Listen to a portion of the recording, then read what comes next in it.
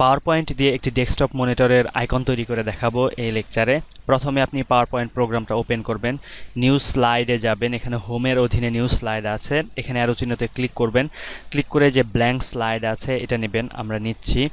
Blank slide চলে আসলো। এখন আপনি ইনসার্টে যাবেন, ইনসার্টে গিয়ে শেপস এখানে ক্লিক করেন। প্রথমে আপনাকে নিতে হবে রাউন্ডেড রেক্টেঙ্গল, এই যে দেখুন এটা রাউন্ডেড রেক্টেঙ্গল, ক্লিক করেন। ক্লিক করে মাউসের লেফট বাটন চেপে ধরে যদি ড্র্যাগ করেন একটা শেপ নিয়ে নিলাম শেপ। দেখুন এখানে একটা হলুদ আইকন আছে, এটাকে ধরে আমি এদিক সেদিক নিলে এটা ছোট হবে বড় হবে। আমরা খুব সামান্য রাউন্ডেড শেপটা রাখতেছি। এরপরে এটার কালারকে আমরা চেঞ্জ করে দেব। এটা সিলেক্ট থাকা অবস্থায় দেখুন ফরম্যাট একটা ট্যাব আমাদের নিয়েছে।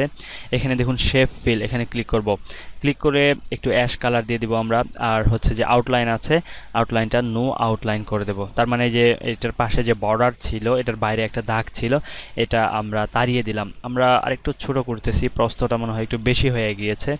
এবার যেটা করতে হবে, আমাদেরকে আরেকটা শেপ নিতে হবে। ইনসার্টে গেলাম, গিয়ে শেপে ক্লিক করলাম। এটা হচ্ছে আমরা রেক্ট্যাঙ্গল নেব, যে প্রথমে যেটা আছে এটা।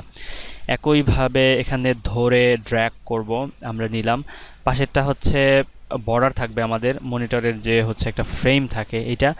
আর মাঝখানে যেটা আছে এটা আমাদের মূল স্ক্রিন।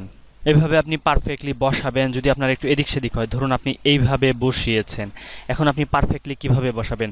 প্রথমে এই উপরটাকে সিলেক্ট করবেন, সিলেক্ট করে কন্ট্রোল চেপে ধরে নিচেরটাকেও সিলেক্ট করবেন। দেখুন দুইটাই সিলেক্ট হয়ে গেল।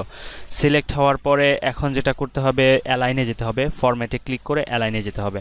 অ্যালাইনে গিয়ে দেখুন সেন্টার, এটাতে ক্লিক করবেন। সেন্টার করলে এটা পারফেক্টলি সেন্টারে চলে আসবে। উপরে যেটা আছে এটার কালারটাকে আমরা একটু চেঞ্জ করব, অথবা আউটলাইনটা নান করে দেব। কালারটা হোয়াইট করে দিচ্ছি, বা আপনার যে কালার ইচ্ছা। এখন স্ট্যান্ড দিতে হবে। আমাদের মনে হয় প্রশস্ত একটু কম হয়ে গেছে, আর একটু বাড়িয়ে দিলাম, এই পাশে একটু বাড়িয়ে দিলাম। স্ট্যান্ড নেব, আবার শেপসে যাচ্ছি। এখানে ট্র্যাপিজিয়াম একটা শেড আছে, ট্র্যাপিজয়েড, এটা নিলাম। ট্র্যাপিজয়েড নিয়ে এখানে টেনে দিলাম।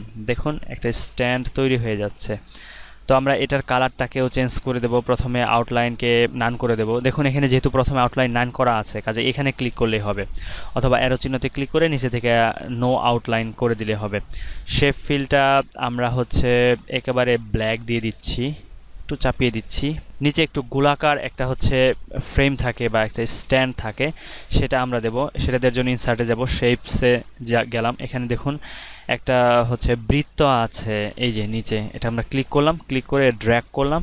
দেখুন হয়ে গেল। আমরা এটাকে উপরের দিকে উঠিয়ে দিলাম। এখন যেটা করতে হবে হচ্ছে শেপ আউটলাইনকে তাড়িয়ে দিতে হবে। এবার কালারটাকে আমরা ব্ল্যাক করে দিলাম। তো দেখুন আমরা মোটামুটি একটু পারফেক্ট পজিশনে বসাবো। আমরা যদি মনে করি যে আমাদের পজিশনটা পারফেক্ট হয় নাই, তাহলে উপর থেকে ড্র্যাগ করব, এখানে ফরম্যাট আসবে, ফরম্যাটে থেকে অ্যালাইনে যাব, অ্যালাইনে গিয়ে সেন্টার করব। সেন্টার করলে প্রত্যেকটা অবজেক্ট হচ্ছে পারফেক্টলি সেন্টারে চলে আসবে। দেখুন দেখতে আমাদের কি সুন্দর লাগতেছে। এবার হচ্ছে আমরা ব্যাকগ্রাউন্ডে একটা কালার দিয়ে দেব।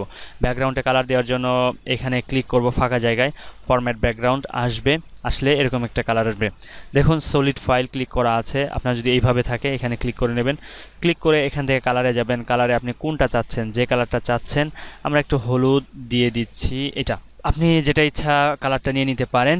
কিভাবে পিকচার হিসেবে সেভ করবেন, প্রথমে আপনি গ্রুপ করবেন। দেখুন আপনি কন্ট্রোল এ প্রেস করে প্রত্যেকটাকে সিলেক্ট করতে পারেন, অথবা এখান থেকে ড্র্যাগ করে প্রত্যেকটা অবজেক্টকে সিলেক্ট করবেন। সিলেক্ট করে কন্ট্রোল জি প্রেস করবেন। জি প্রেস করলে এই প্রত্যেকটা অবজেক্ট একটা অবজেক্টে পরিণত হবে, গ্রুপ হয়ে যাবে। দেখুন আমি একটা ধরে নাড়াচ্ছি, সম্পূর্ণ আইকনটায় এদিক সেদিক যাচ্ছে। এটার উপরে মাউসের কার্জন নিয়ে রাইট বাটন ক্লিক করবেন। ক্লিক করলে দেখুন সেভ অ্যাজ পিকচার এটা আসবে। আমরা সেভ অ্যাজ পিকচারে ক্লিক করলাম। কোথায় সেভ করব? আমরা ডেস্কটপে সেভ করব। তো ডেস্কটপে সেভ করার জন্য সেভ ক্লিক। দেখুন ডেস্কটপে ছবিটা চলে এসেছে আমাদের। এই যে আমাদের এটার পেছনে কিন্তু কোনো ব্যাকগ্রাউন্ড নাই, ট্রান্সপারেন্ট। এটা হচ্ছে পিএনজি হিসেবে সেভ করা, এই জন্য পেছনটা সাদা দেখাচ্ছে, বা কেমন যেন একটা হচ্ছে শতরঞ্জের মতো দেখাচ্ছে। তো সবাই ভালো থাকবেন। যদি আমাদের লেকচার ভালো লাগে অবশ্যই আমাদের চ্যানেলে সাবস্ক্রাইব করবেন এবং মন্তব্য করে জানাবেন।